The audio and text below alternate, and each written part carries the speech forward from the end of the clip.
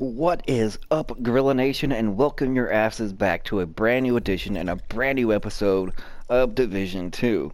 And it's a sad day that I myself have to make a video such as this one to more or less combat the confused disinformation that other content creators are actually putting out there.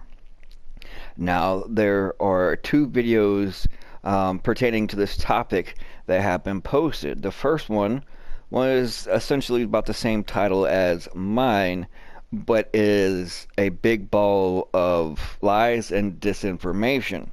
It's just something that they are trying to twist and turn as far as the meaning of to fit their narrative so that they don't look as much of a bot, but really they make themselves a bigger bot and look really silly and foolish because they explained it the way they did.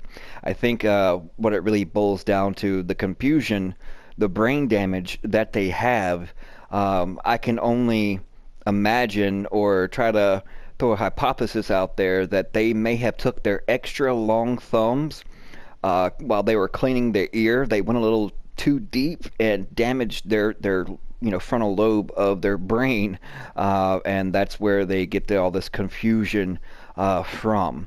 So I'm here to set the record straight and to, I guess, take you back in time to where the term multi-grouping actually came from. So let's have a little history lesson.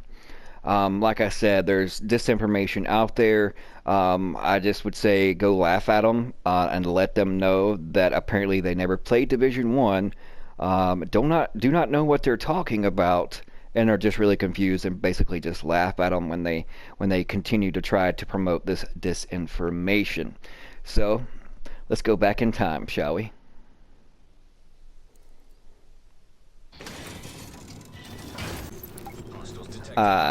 New York City, the birthplace, where the term multi-grouping was conceived.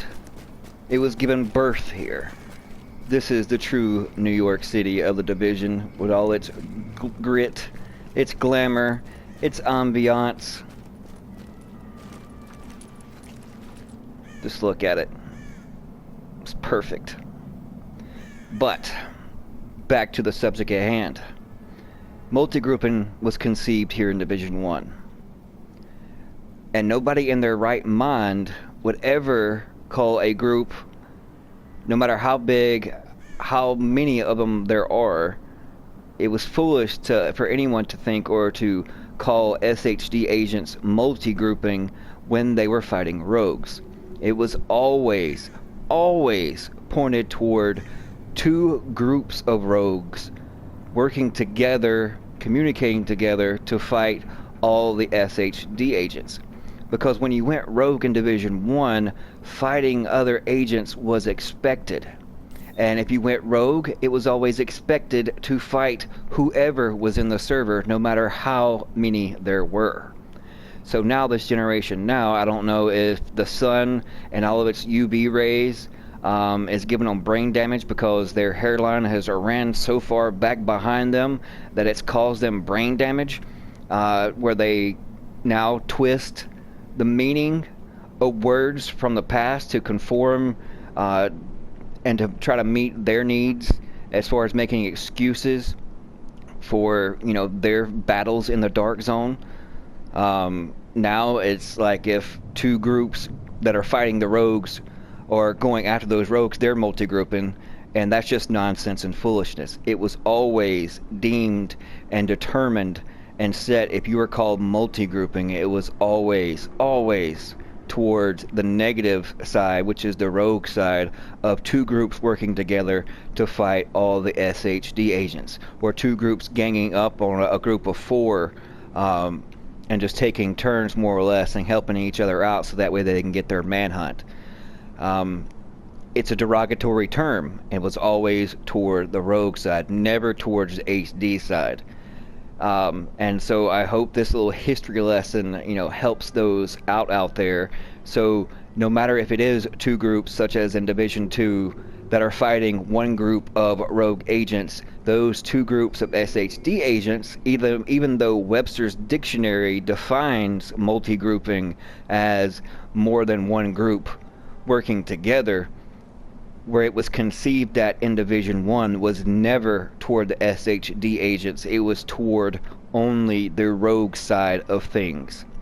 So, for those of you that are confused or have listened to the wrong ones, the content creators out there that are just twisting the meaning of it, that's the way this generation is. They take old terms, they add to it, they twist the meaning of it to fit their narrative, to fit whatever agenda as they have. In this case, an excuse for the reason why they die in the Dark Zone.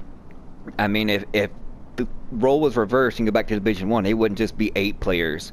You would have, 12 to 16 players on you. And you would get laughed out of the server if you were the group of rogues and tried to call them and say that they were multi-grouping. Likewise, in Division 2, just because it's Part 2, doesn't mean that the meaning of the word multi-grouping has changed, and those that are trying to change it just make themselves sound foolish. And just like, they put out a video trying to defend the reasoning why they called someone multi-groupers. And it's just ludicrous. But I hope this has cleared it up. If those content creators out there persist into calling someone multi-groupers that are SHD agents and they're the rogues, then just call them out on the spot and laugh at them, because they're just trying to twist it and meet their agenda.